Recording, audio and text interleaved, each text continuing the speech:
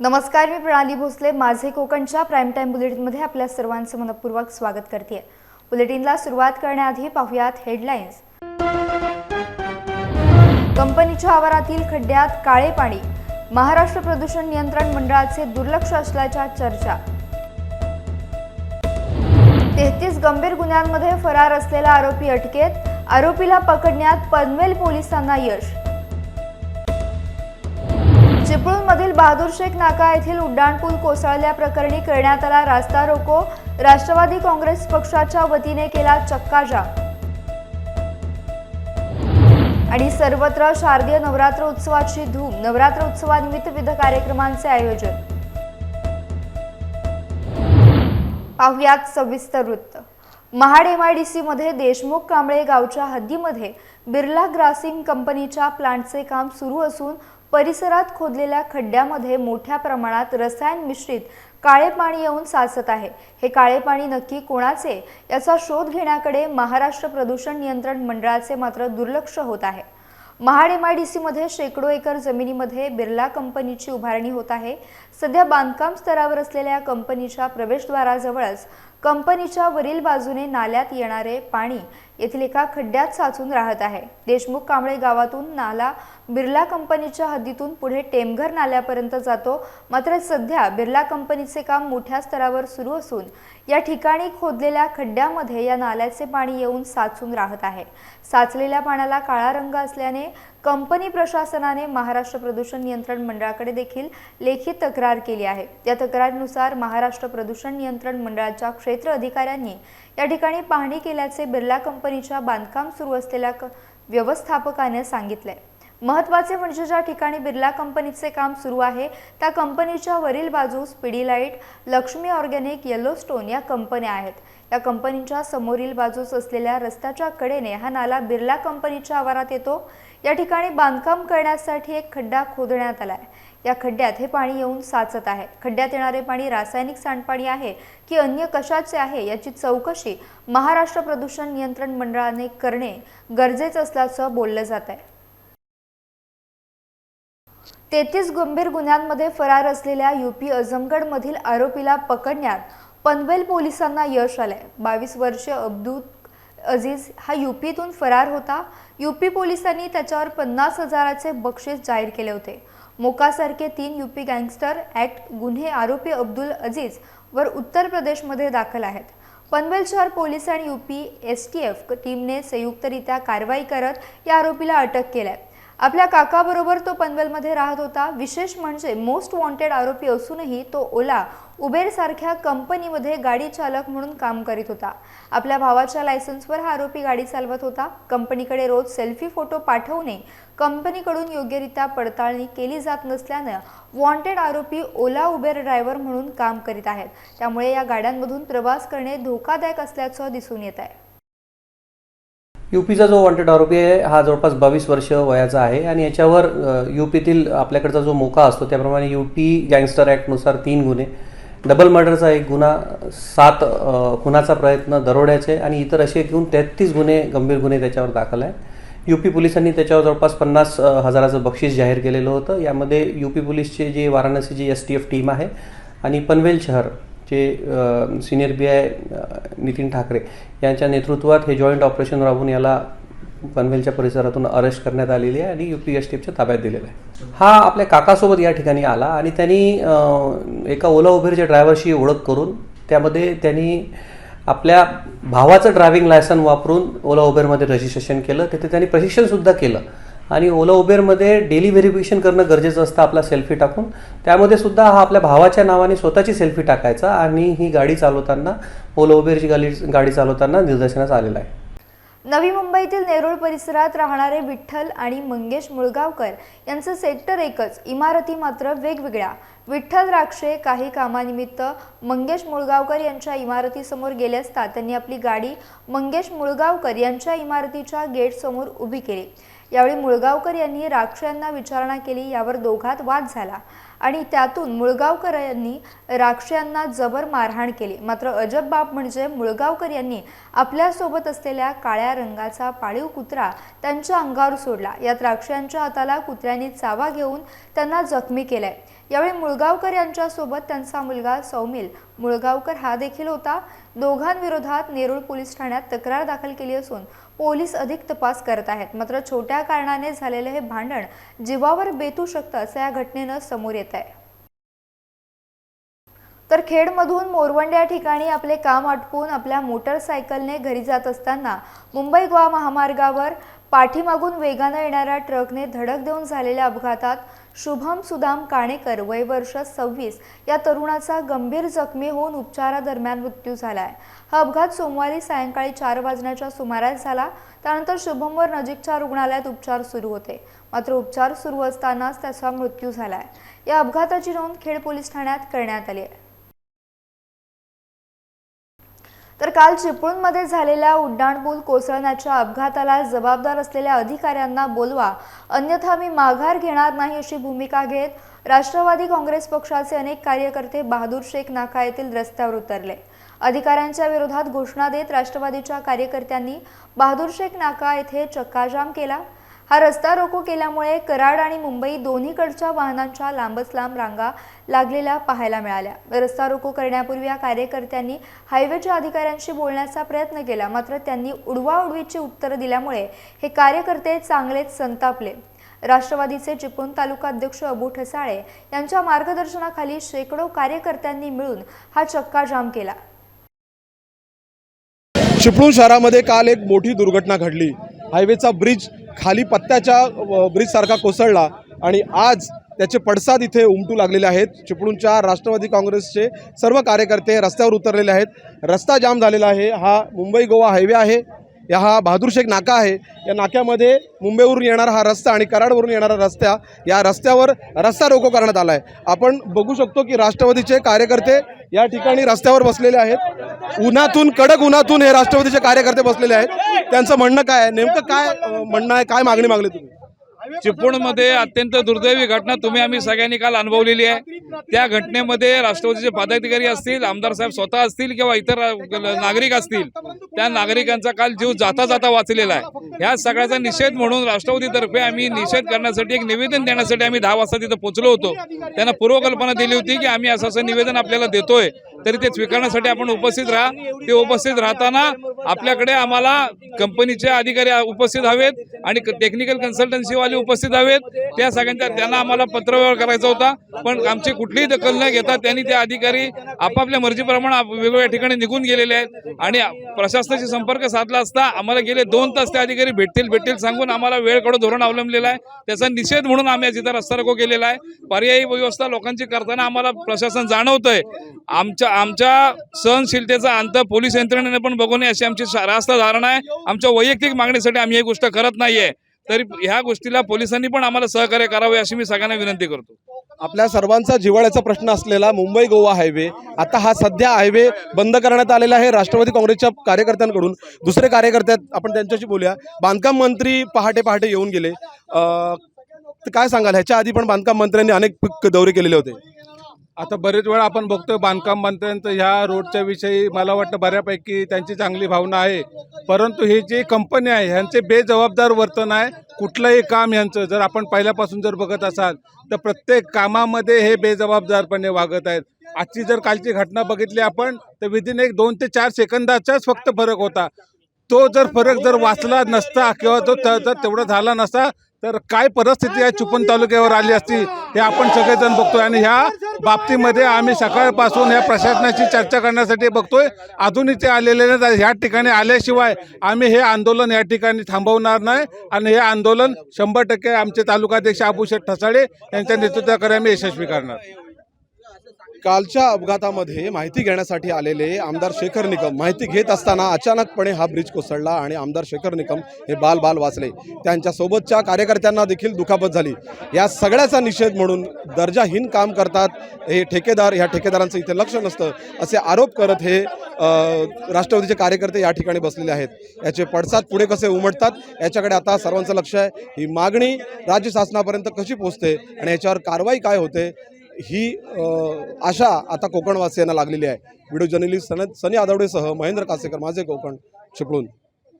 सिंधुदुर्ग जिल्ह्यात मागील 8 दिवसांपासून परतीच्या पावसाने धुमाकूळ घातला असून यामुळे येथील शेतकऱ्यांची भात शेती धोक्यात आली आहे। सिंधुदुर्ग जिल्ह्यात संध्याकाळच्या सुमारास गडगडाटासह परतीचा पाऊस होत असल्याने कापणीला आलेली भात शेती आडवी झाली आहे। शेतीत पाणी घुसल्याने भाताला कोंब आले, त्यामुळे येथील शेतकऱ्यांचे धाबे दणाणलेत।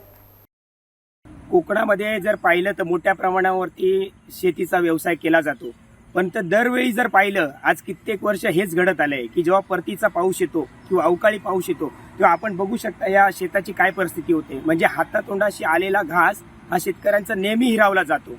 आणि आपण इथे पाहू शकताय की आता भात हे पूर्णपणे आडवं झालेलं आहे, ते जमिनीला टेकलेलं आहे आणि त्याच्या दाण्याला आता ते अंकुर फुटायला लागले, म्हणजे त्याचा आता शेतकऱ्याला काही फायदा राहिला नाहीये। त्यामुळे माझी सरकारला हीच विनंती आहे की दरवर्षी या शेतकऱ्याचा हातातोंडाशी आलेला घास नेहमी हिरावला जातो। शासनाकडे एवढीच मागणी आहे की याचा सर्वे करावा, याची पंचयादी करावी आणि जास्तीत जास्त मदत ही कोकणातल्या शेतकऱ्याला, मी सरसकटच बनेन संपूर्ण कोकणातल्या शेतकऱ्याला, कारण अवकाळी पाऊस गेल्या 8 दिवसापासून सगळीकडे लागतोय, त्यामुळे सगळ्या शेतकऱ्यांचं नुकसान झालेलं आहे। शासनाला एवढीच विनंती आहे की जास्तीत जास्त आपण या ठिकाणी आपल्या मदत निधीतून या ठिकाणी कोकणातल्या शेतकऱ्याला मदत करावी आणि त्याला थोडाफार दिलासा द्यावा, एवढीच विनंती आहे शासनाकडे। युवा सेना सचिव वरुण सरदेसाई यांच्या प्रमुख उपस्थितीत खेड, दापोली, मंडणगड तालुक्यातील शिवसेना, युवा सेना, महिला आघाडी, युवती सेना पदाधिकाऱ्यांची बैठक साई रिसॉर्ट भरणे खेड येथे आयोजित करण्यात आली होती। या बैठकीला दापोली विधानसभा मतदारसंघाचे माजी आमदार संजयराव कदम, संपर्क प्रमुख बोरकर, शिवसेना उपजिल्हा प्रमुख सचिन आमरे, खेड तालुका प्रमुख संदीप कांबळे, गुहागर तालुका प्रमुख अंकुश काते, दापोली तालुका प्रमुख ऋषिकेश गुजर, मंडणगड तालुका प्रमुख संतोष गोवळे, दापोली नगराध्यक्ष ममता मोरे, खेड शहर प्रमुख दर्शन महाजन, दापोली शहर प्रमुख संदीप चव्हाण, महिला आघाडी शहर प्रमुख माधवी बेर्डे उपस्थित होत्या। युवा सेना सचिव वरुण सरदेसाई यांचा खेड युवा सेनेकडून सत्कार देखील करण्यात आला। धाराशिव जिल्ह्यातील तुळजापूरचा शारदीय नवरात्र उत्सव श्री तुळजापूर भवानीची दैनंदिन उपचार पूजा संपन्न झाली। आज या शारदीय नवरात्र उत्सवाचा 3रा दिवस असून सकाळी 6 ते 10 यावेळी देवीची अभिषेक पूजा करण्यात आली, त्यानंतर आरती करण्यात आली आणि दररोज श्री तुळजाभवानी देवीची धार्मिक विधी करण्यात आली। रात्री अभिषेक पूजेनंतर देवीला वस्त्रे आणि दागिन्यांनी मढवले जाते आणि धूम आरती केली जाते। रात्री श्री तुळजाभवानी मंदिरापर्यंत कोणत्याही प्रतिमेशिवाय नंदी वाहनातून मिरवणूक काढण्यात येते। रत्नागिरी जिल्ह्यात सगळीकडेच नवरात्र उत्सव सुरू आहे। राजवैभव प्रतिष्ठानच्या वतीने खेडमधील छत्रपती शिवाजी महाराज चौकात नवरात्र उत्सव साजरा केला जातोय। सोमवारी रात्री देवीला 101 किलो तांदळाचा अभिषेक घालण्यात आला आणि या देवीला अभिषेक रूपी घातलेले 101 किलो तांदूळ रत्नागिरी जिल्ह्यातल्या घराडी येथे अंध विद्यालयाच्या विद्यार्थ्यांसाठी प्रसाद म्हणून देण्यात आले। यावेळी प्रतिष्ठानच्या वैभवी खेडेकर यांनी घराडी अंध महाविद्यालयाचे ट्रस्टी उत्तम कुमार जैन यांना देवीला अभिषेक स्वरूपात घातलेले 101 किलो तांदूळ विद्यार्थ्यांसाठी प्रसाद म्हणून देण्यात आले। या अभिनव उपक्रमाबाबत राजवैभव प्रतिष्ठानचे सर्व स्तरातून कौतुक होत आहे। आपण दरवर्षीच आपली अंबाभवानी माता इथे विविध प्रकारचे आपण धार्मिक कार्यक्रम घेतो। बहुसंख्य महिला आपल्या खेडवासी इथे येत असतात आणि आज आपण धान्य अर्चन म्हणजेच धान्याचा अभिषेक हा अंबाभवानी मातेवर केलेला आहे। हे धान्य जे आहे हे आम्ही आपली गराडीची शाळा जी आहे स्नेहज्योती अंध विद्यालय शाळा, या मुलांना प्रसाद रूपी म्हणजे देवीचा आशीर्वाद हा आम्ही दरवर्षी आपले उत्तम कुमार जैन यांच्याकडे आम्ही सुपूर्द करतो आणि हे धान्य जे आहे म्हणजे ही आमची सेवा आहे सगळ्यांची आणि ही सेवा आम्ही देवीच्या चरणी अर्पण करून हे धान्य जे आहे आम्ही स्नेहज्योती अंध विद्यालय शाळेमध्ये एक प्रसाद म्हणून त्यांना आम्ही देतो। म्हणजे गेली 3 वर्ष हे वेगवेगळ्या म्हणजे त्या मनसेच्या महिलांचा जो नवरात्र उत्सव असतो ते वेगवेगळ्या प्रकारच्या विधी पूजा अर्चना करत असतात आणि त्यातून जे येणारं जो चढावा किंवा जे काय असतं ते सरळ वंचित आणि ज्यांच्या मुखी ते जायला हवं त्या मुखापर्यंत पोहोचवण्याची दक्षता घेऊन हे दरवर्षी असं करतात। मागील 2 वर्षापासून आम्हाला त्यांनी अशाच प्रकारे धान्य दान अन्नदान केलं होतं। खूप चांगलं काम असतं त्यांचं आणि आमच्या मुलांच्या मुखी लागून त्यांना नक्कीच देवीचे आशीर्वाद तिथपर्यंत पोहोचतात अशी अनुभूती प्रचितीसुद्धा आम्हाला आलेली आहे। सो सगळ्याच मंडळांनी असाच पांढऱ्या म्हणजे अशीच याची प्रथा व्हावी आणि असंच करावं अशी इच्छा आहे. चिपळूणमधील तुरुंबव गावच्या शारदा देवीची बहीण म्हणून ओळख असलेल्या गुहागर तालुक्यातील गिम्वी गावातल्या झोलाई देवीचा नवरात्र उत्सव अनेक वर्षांपासून मोठ्या उत्साहात पार पडत आहे. चिपळूण गुहागर मार्गावरील गिम्वी गावातला हा उत्सव सध्या तालुक्याचे आकर्षणाचे केंद्रबिंदू ठरत आहे. डोळ्याचे पारणे फेडणारी विद्युत रोषणाई, विविध फुलांनी सजवलेले ग्रामदेवतेचे मंदिर आणि देवीची सजवलेली पालखी इथे येणाऱ्या प्रत्येकाचं लक्ष तर केंद्रित करतेच, शिवाय पारंपरिक पद्धतीने गावच्या देवळात देवीची रूपे सजवून दसरा साजरा करण्याची इथली प्रथा 17व्या शतकापासून असल्याचे इथले ज्येष्ठ ग्रामस्थ सांगतात. विशेष म्हणजे या उत्सवात मुस्लिम समाजाचा सहभाग देखील लक्षणीय असतो. पारंपरिक वाद्य आणि त्यावर देवीच्या समोर साजरी होणारी झाकडी पाहण्यासाठी गिम्वीमध्ये विविध भागातून भाविक गर्दी करत असतात. रात्री उशिरापर्यंत झाकडी नृत्य झाल्यानंतर देवळाच्या समोरील पटांगणात युवा वर्ग आधुनिक पद्धतीने गरबा देखील खेळण्याची परंपरा आहे. ज्येष्ठ नागरिकांच्या मते या गावची देवी जागरूक असून गावातील ग्रामस्थांच्या नेहमीच हाकेला धावते. शिवाय मनोभावे पूजा करून भक्तांनी आराधना केल्यास ही देवी नवसाला पावते, अशी देखील इथल्या ग्रामस्थांची भावना आहे.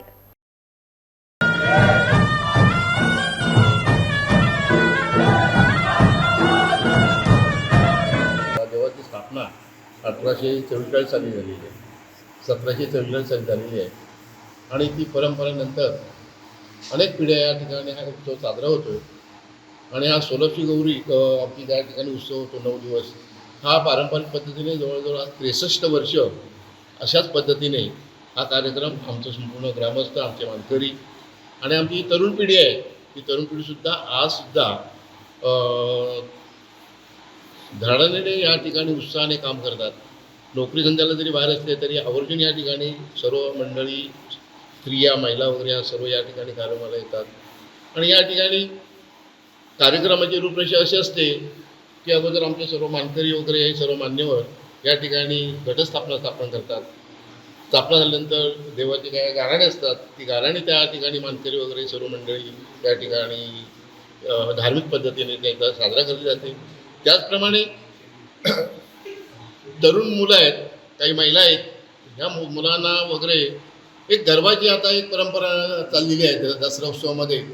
त्या नवरा उत्सवामध्ये 9 दिवस सातत्याने ही तरुण मंडळी, आमचा एक नियम आहे की बाबा सकाळी रात्र 9 ते 11:30पर्यंत गरब्याचा कार्यक्रम होतो आणि 9:30च्या नंतर आमच्या या ठिकाणी देवीची एक झाड येतं, त्या झाडाने झाड येतं, ते झाड 1, 2, 3 तास संपूर्ण जे आमचे भाविक आहेत ते भाविक इथे जाकरी नृत्य करतात आणि त्या जाकरी नृत्यामध्ये भाविकांना एक आनंद प्रोत्साहन निर्माण होतो आणि तो प्रोत्साहन झाल्यामुळे अनेक भारतीय गावातले सुद्धा मंडळी या ठिकाणी येतात. यावर्षी तर आम्ही जवळजवळ ह्या आजूबाजूच्या 17 ग्रामस्थांनी मान्यवरांना निमंत्रित केलेलं आहे. या ठिकाणी एक परंपरा एक वेगळ्या पद्धतीने आम्ही करतोय. माझं नाव सुभाष माधव जाधव, मी या देवस्थानाचा अध्यक्ष आहे. आमचं हे गिम्वी गाव शिवाजी महाराजांच्या काळापासून आमचा जाधव कुटुंब आणि जे गावातले रहितराणी आहे त्याने आलो आहे. हे गाव तसं म्हणजे आमच्या गावात मस्जिद आहे. संपूर्ण देवस्थानाचं कोणतंही काम करण्याच्या अगोदर आम्हाला मस्जिदीला पहिला मान द्यावा लागतो, त्याच्यानंतर आमच्या देवस्थानाची कामं होतात. हा नवरात्र उत्सव जो आहे हा 1963पासून सुरू झालेला आहे. आणखी ह्या नवरात्र उत्सवाची जे पहिली रात्र, दुसरी रात्र, तिसरी रात्र अशा या माळ सगळ्या चालू होतात आणि त्याप्रमाणे कार्यक्रम करतात. जाकडी नृत्य तयार होतं. जाकडी झाल्यानंतर जे कोणाचे नवस असतील मुलांचे वगैरे तर ते इथे खेळले जातात आणि नवस बोलले जातात. काय वैशिष्ट्य आहे देवस्थानाचे? देवस्थानाचं वैशिष्ट्य म्हणजे इथे आमच्या गावात जे ह्या देवस्थानात खोटं कुणी बोललेलं चालत नाही आहे आणि सगळ्या नवसाला पावणारी देवी आमची आहे. हिचं नाव झोलाई आहे आणि ती साक्षात्कार म्हणजे काही जरी गावावर संकट आलं तरी पूर्वी पहिल्यांदा साक्षात्कार देऊन सगळ्यांचं विघ्न दूर करते. सिंधुदुर्ग जिल्ह्यातील आंबेगाव येथील श्रीदेव लिंग क्षेत्रपाल मंदिरात सुरू झालेल्या नवरात्र घटस्थापना उत्सव आणि श्री ग्रंथराज ज्ञानेश्वरीचे सामुदायिक पारायणाचा शुभारंभ भाजपा युवा नेते तथा युवा उद्योजक विशाल परब यांच्या हस्ते करण्यात आला. यावेळी ग्रामस्थांच्या वतीने परब यांचा सत्कार देखील करण्यात आला। दरम्यान आंबेगाव गावातील ग्रामस्थांनी माझं कौतुक केलं, माझा सत्कार लाख मोलाचा असून गावच्या वतीने मला कधीही हाक द्या, मी नेहमीच हजर राहीन अशी ग्वाही विशाल परब यांनी दिली। कार्यक्रम आपल्या गावच्या लोकांनी ठेवले। इंटरनेटच्या जगामध्ये आज यंग मुलं ही वेगळ्या नादाला लागतात, पण आज अशा प्रकारचे कार्यक्रम ठेवल्यामुळे खरोखरच आपल्या छोट्या मुलांवर चांगले संस्कार घडू शकतात। त्याचे हे चांगलं उदाहरण। मला आनंद वाटला या गोष्टीचा। परवाच माझा वाढदिवस झाला आणि आपल्या गावातील मला वाटतं किती यंग मुलं आली मला माहिती नाही, आली होती का? थोडी हात वर करा कोण आले ते, कोण आले नाही त्यांना पुढच्या वर्षी बोलूया आपण।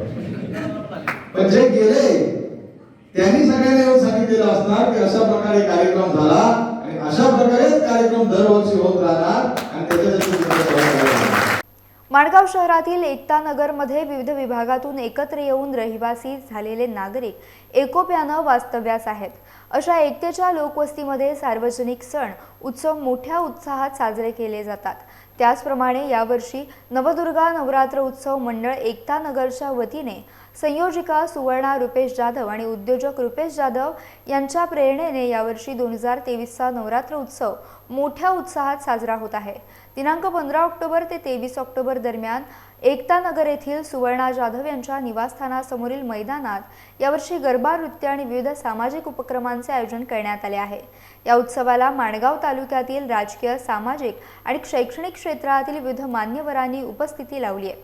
तसेच यावर्षी या नवदुर्गा नवरात्र उत्सवाचे प्रथम वर्ष आहे।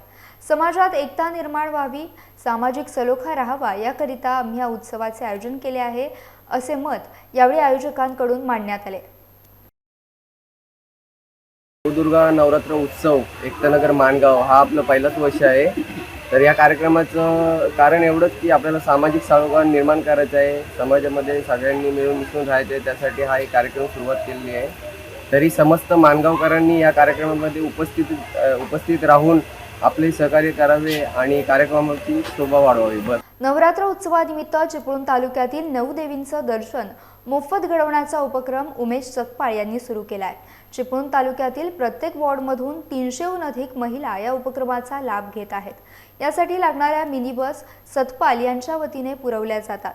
साधारणपणे संपूर्ण शहरातून 4000हून अधिक महिलांना या उपक्रमामधून देवींचं दर्शन मोफत होणार आहे। रोज सकाळी 8 वाजता या बसेस शहरातून देवी दर्शनासाठी निघतात।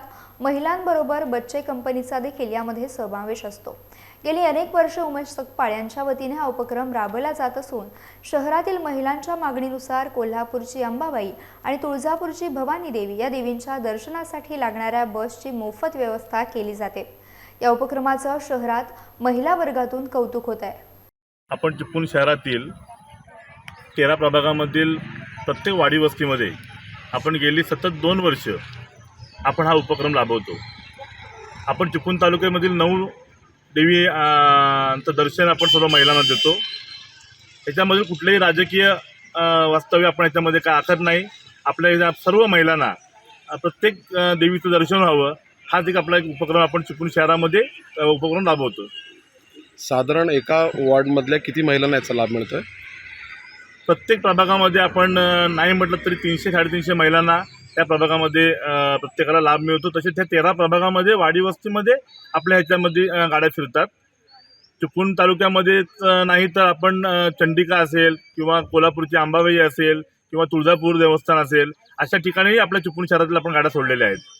रायगड जिल्ह्यातील तळा शहराची ग्रामदेवता चंडिका देवी मंदिराशेजारी बांधण्यात येणाऱ्या सामाजिक सभागृहाचे भूमिपूजन नगराध्यक्ष माधुरी घोलप यांच्या हस्ते करण्यात आले।